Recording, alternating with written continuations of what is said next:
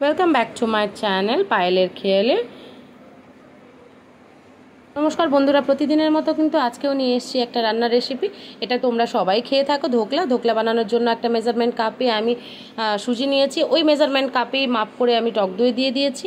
তার মধ্যে একটু জল দিয়ে ফেটাতে হবে। জল দিয়ে ফেটানোর পরে আমি একটু চিনি, একটু নুন আর ধনেপাতা, একটু কারি পাতা কোচানো ছিল, আমি কিন্তু ওর মধ্যে দিয়ে নেব। কাঁচা লঙ্কা কিন্তু আমি যেহেতু ঝাল ভালোবাসি তাই কাঁচা লঙ্কা দিয়েছি, তোমরা না দিলেও পারো।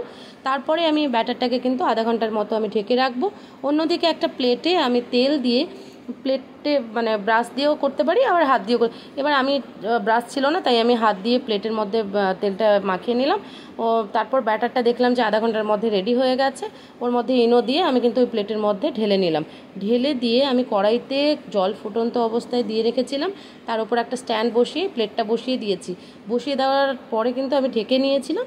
ঢেকে নিয়ে আমি মিনিট 15 পরে ওপেন করে দেখলাম যে না, এটা হয়ে গেছে। মানে আমি ছুরি দিয়ে দেখলাম যে ছুরিতে লেগে যাচ্ছে কিনা। যদি লেগে যায় তাহলে কিন্তু বুঝতে হবে আরও 5-10 মিনিট করতে হবে। আমার কাছে তড়কা প্যান ছিল না তাই আমি কি করেছি, আমাদের বাড়ির ল্যাডালে একটু কালো সর্ষে, একটু কাঁচা লঙ্কা আর কারি পাতা আর সর্ষের তেল দিয়ে আমি কিন্তু ফোড়নটা বানিয়ে নিয়েছি। আর কাটিং করাই ছিল, তার উপরে ছড়িয়ে নেব।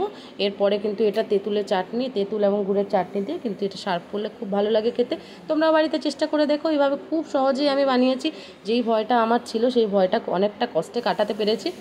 তো তোমাদের যদি ভালো লাগে অবশ্যই ভিডিওটা লাইক অ্যান্ড শেয়ার করো, সাবস্ক্রাইব করে পাশে থেকো। নতুন নতুন ভিডিও দেখার জন্য মা বাবার রিয়াকশানটা তোমাদের সাথে শেয়ার করলাম। হ্যাঁ, একলা খাবে ধোকলা। ভালো ভালো আছে, ভালো। অনেকের কাছে কিন্তু এটা সহজ, কিন্তু আমার কাছে খুব কঠিন ছিল।